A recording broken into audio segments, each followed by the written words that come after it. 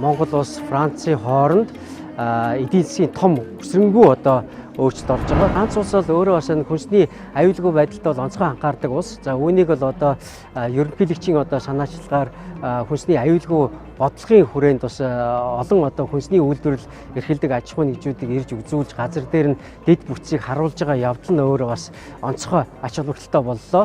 Ер нь бол бид одоо хүнсний бүтээгдэхүүний гарал үүсэл, түүний одоо хадгалалт, тээвэрлэлд ашиглалтыг одоо яаж сайн хийж чаддгийм бэ? Яаж одоо бүтээгдэхүүнийг шинээр нь ард иргэдэд хүргэдэм бэ гэдгийг үзэж чадсан ийм сайхан ажил боллоо. Тэгэхээр ер нь бол энэ айлчлал өөрөө их томоохон тийм зөгцөөрөө үйл ажиллагаанууд хийглээ тийм ээ. Мөн одоо бас нэг том жишээ гэх юм бол өнөөдөр одоо Чингис хаан дэлхийг хэрхэн өөрчилсөн бай музей Нант хотод болж байна.